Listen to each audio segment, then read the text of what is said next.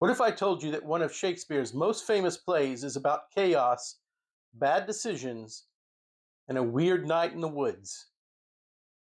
Today we're going to talk about A Midsummer Night's Dream.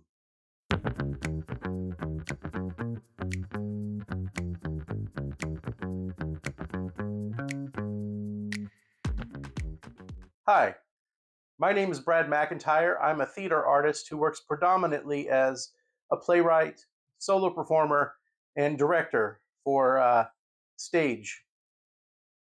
Today, we're celebrating William Shakespeare, who is one of my big influences, and I imagine if you're watching this, probably a big influence on you as well.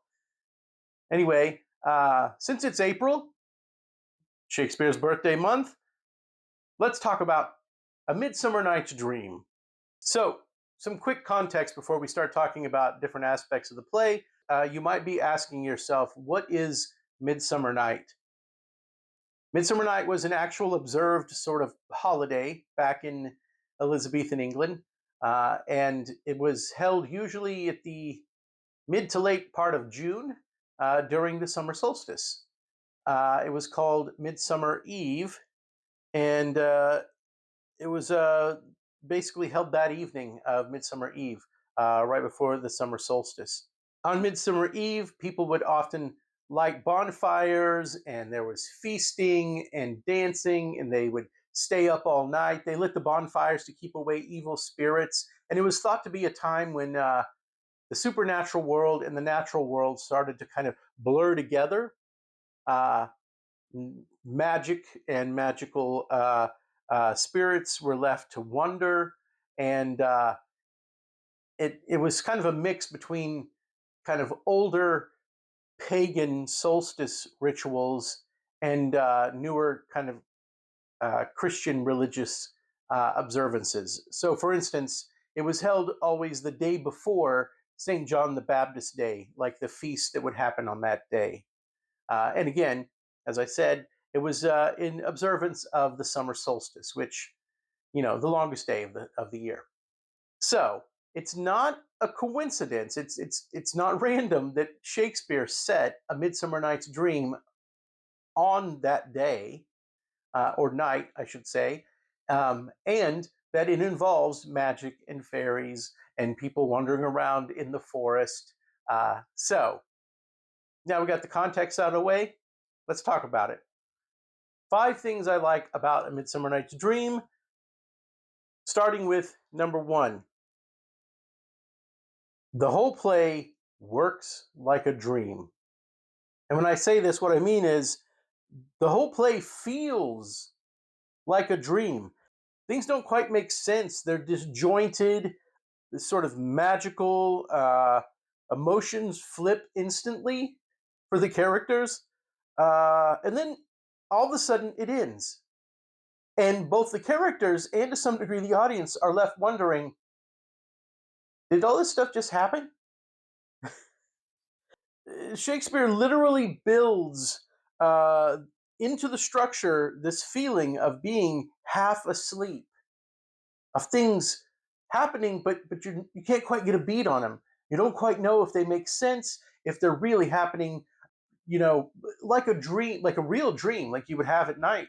Uh, we dream where disjointed events are kind of put together, and we're left questioning, does this really make sense? And as we try to make sense of our own dreams. In fact, at the end of the play, among Puck's closing lines, he looks out at the audience and he says, and I'm gonna, so I don't get the quote wrong, take a look at it. If we shadows have offended, think but this, and all is mended, that you have but slumbered here, whilst these visions did appear, and this weak and idle theme, no more yielding than a dream. I love those lines. So even at the end of the play, he's telling the audience, like, you may leave the theater now, wake up from this world you've been living in. Number 2, three worlds collide. So, in the play, Shakespeare has young lovers who are running from authority.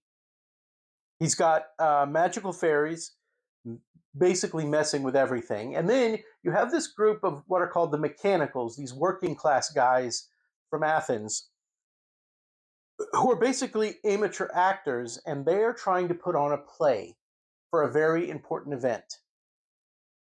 Now, individually, fine.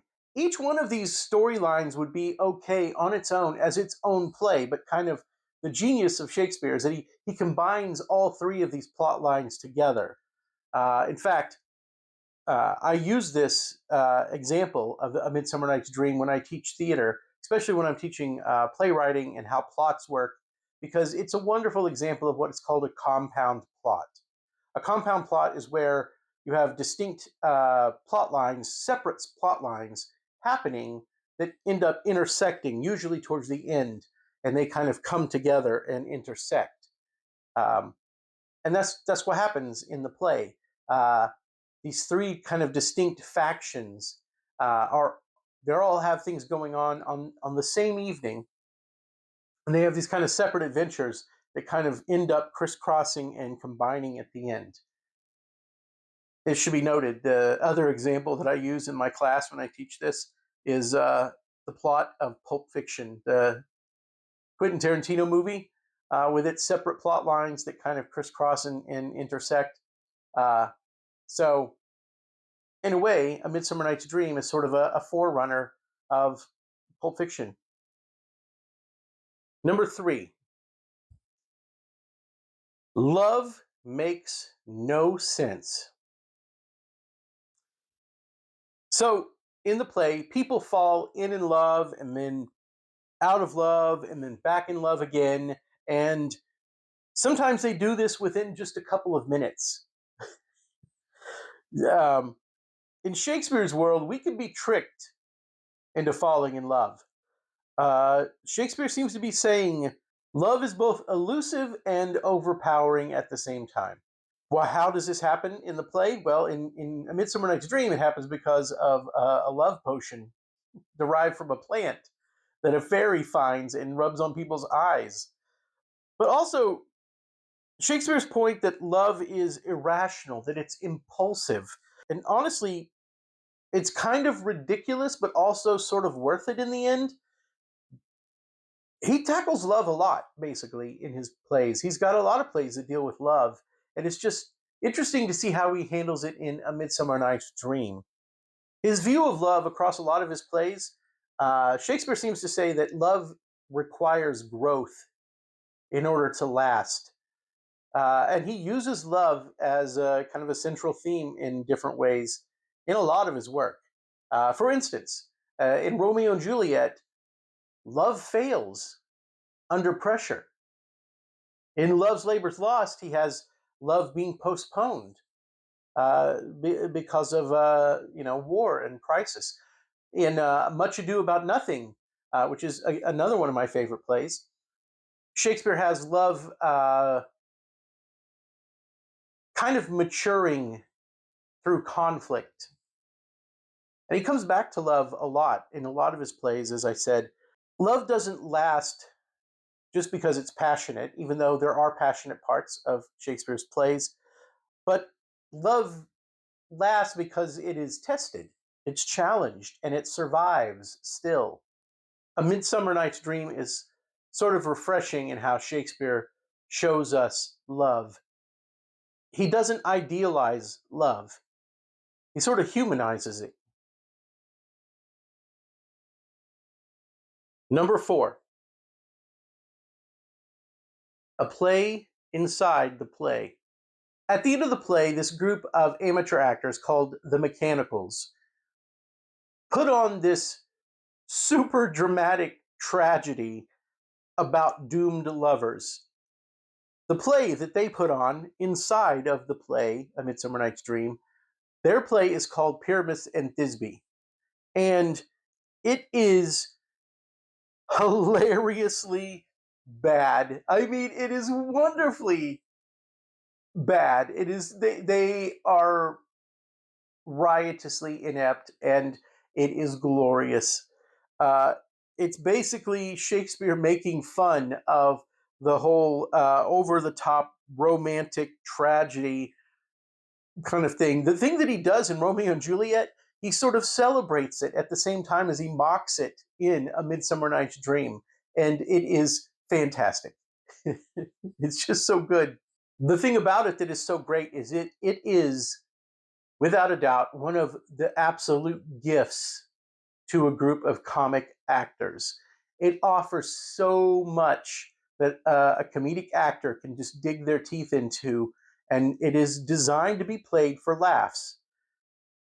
And a lot of times when you see it, it is a testament to the inventiveness of the director and this group of comedic actors that they can pull out so much comedy out of this simple setup of these amateur actors basically trying to put on a play. This group has DIY props, and they have just barely rehearsed. And in the rehearsals, they keep getting distracted and losing kind of the forest for the trees. Um, and bless their hearts, the royalty who are watching them are sort of making fun of them while they're on stage, and they just keep trying. It's sort of touching, like despite the fact that these kind of just bumbling, lovable working class guys are trying so hard to put on a play. Despite all that, they if the scene's done well, it actually does come off as sort of touching. It's sort of a testament to both the theater and performing and actors, uh, but just the nature of love stories on stage. Uh, anyway, it's one of my favorite parts of any of Shakespeare's plays, of the whole canon. One of my favorite scenes is the mechanicals trying to put on Pyramus and Thisbe at the end of A Midsummer Night's Dream. Uh, yeah, it's just fantastic. I mean, one guy is literally dressed as a wall. The character he plays in it is a wall. In discussions about Shakespeare, uh, all these scholarly books have been written and discussions held, and there's this whole cottage industry of people analyzing Shakespeare. And I just want to point out that in one of his plays, there's a guy dressed as a wall. So good. Number 5, surprisingly bold women.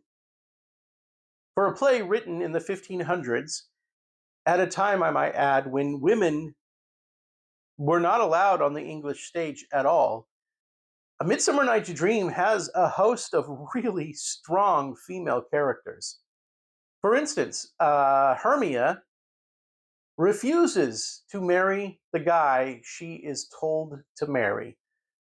And she does this under penalty of death. Her father tells her she has to marry this other guy, and he by law has that right to do that, and it is punishable by death if she disobeys, and she disobeys. In fact, that's one of the things that kind of springs the plot into action, is that she has to run away to the forest to elope with the guy that she really does want to marry. Um, but it's kind of striking that this young woman, by law, is told to do something, and it's not right. She doesn't feel that way, and so she flat out refuses. The other character, the I think of them as the because they're both of their names start with H, Hermia and Helena. And when I was first learning about the play, the first time I read it back in high school, I remember having to remember, oh, Hermia is the shorter one, Helena is the taller one. Anyway, Helena, um, whose name starts with H as well, uh, she relentlessly chases down the guy that she likes. I mean, it is admittedly sort of stalkerish. Uh, she can't take no for an answer, but she literally follows this guy into the dark woods when he heads off in pursuit of Hermia. The guy she likes, she can't let it go. and she is persistent and confident in going after this guy to win his affections. Uh, I mean, I will admit it has sort of a sketchy side to that as well, um, but it is a bold choice for that female character, and that's not all. Titania, the queen of the fairies, just openly refuses Oberon's demands that she hand over the little orphan boy to him. Uh, in fact, she openly mocks Oberon in front of like a whole forest full of fairies. In fact, to get her back, Oberon has to stoop to a magic potion that he sends Puck to find. Uh, Titania doesn't take any guff, like at all. She's sort of an equal. She's not a pushover. And later in the play, when she is tricked into falling in love with this sort of hybrid half donkey, half man character known as Bottom, who's been magically transformed, and she's had this love potion rubbed on her, and she falls in love with Bottom. She doesn't just fall in love with him willy nilly. She is fully in it, like aggressive, sexually aggressive, confidently aggressive. It is not a weak, uh, Millie Mouth sort of female character. She takes charge in that part of the play as well. So again, really strong choices. Probably for an actress, really fun to play, and really like there's really an underlying strength to the character. Uh, a lot of stuff to sink your teeth into as an actress. And I should also mention Hippolyta, who we really only see at the beginning of the play and at the end of the play. Uh, it's her and Theseus's wedding that is being celebrated on A Midsummer Night. So we really only get to see her bookend the play. But it should be pointed out, Hippolyta is a warrior queen from the Amazons. Like she's a mythological character. In fact, Theseus is, the ruler of Athens, and fabled in mythology, the one that took on and killed the Minotaur. It's that Theseus. Of course, Shakespeare's take on these characters is a little bit different than the Greek myths that they come from. Uh, in the Greek myths, Theseus is not a great guy, and he literally conquers in all the ways you want to think about that. Hippolyta and the Amazons, and kind of drags her back to marry her. But in Shakespeare's play, it is this battle of wills. The two characters are combative to one another. The opening scene shows them, kind of both flirting and fighting sort of each other, squaring off against each other, as we are kind of given exposition about what's happening.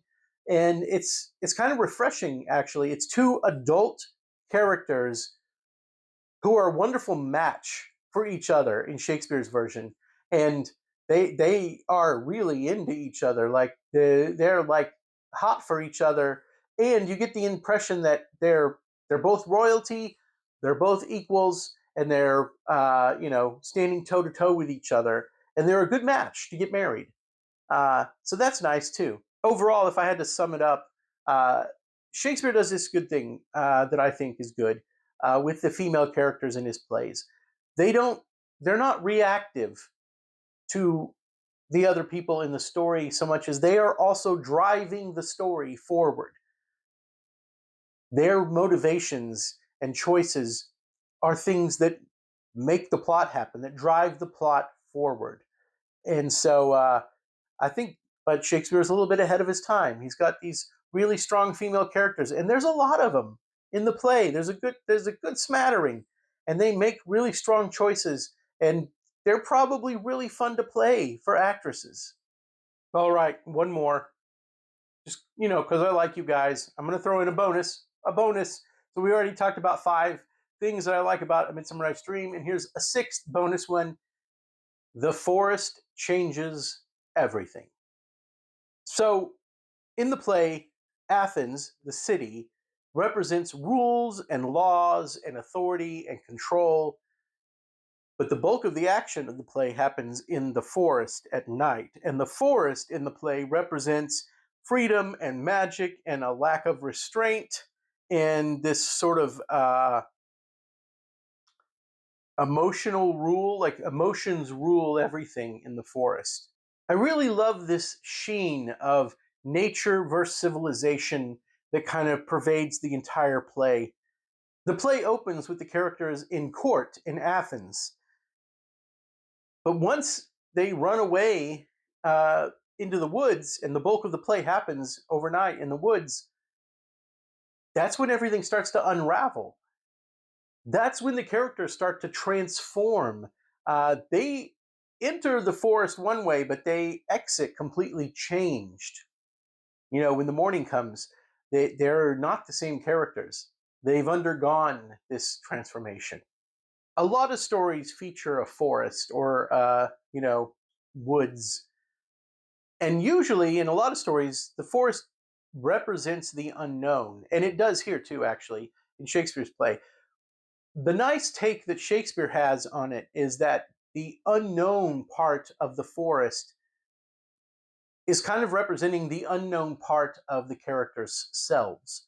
It's parts of themselves that they didn't know they could be, that they eventually become, having gone into the forest overnight. They begin to do things that they didn't know that they could do. Anyway, I think that's a really good use of the forest. Like I mean, there's a lot more, obviously, but I just wanted to point it out. So yeah, magic, weird love triangles, a night that nobody can really explain. A Midsummer Night's Dream is really Shakespeare. I think it's so Shakespearean, uh, and it's the kind of whimsical, uh, magical side of Shakespeare, and I love it. I think it's such a good play, and it's a great. If you haven't seen it or you haven't read it, or I recommend seeing it more than reading it, but uh, you should you should seek it out. It is worth your time if you've never seen it, and if you have seen it, it's so wonderful to see people's new take on it every time. Uh, I've seen stuff that I really liked, and I've seen stuff where it's a swing and a miss that I'm like, oh, you didn't really know what was going on, or you tried something different and it just did not work at all. On the other hand, I've seen stuff that people do amazing things. There are very important productions of this play from history, uh, theater history that have stood out. I'm thinking of Julie Taymor's take on it. I'm thinking of Peter Brook's like seminal white box production of it. Uh, there's been a bunch of productions of it done over the years. It's been made into a movie a variety of times. It's a great story. It's a great play, and I recommend it highly, especially here around Shakespeare's birthday. Hey, we're in April. It's time to start thinking about Shakespeare. Time of year to start thinking about Shakespeare. If you want more thoughts on theater, writing, creativity, and so much more, go ahead, hit the like button, hit the bell for notifications when another video drops. And I just want to say happy birthday, William Shakespeare, and thanks for listening or watching. Listening if you put it on in the background, or watching if you sat and watched it. I don't know. I don't know how you consume YouTube. It's up to you. Until next time. YouTube.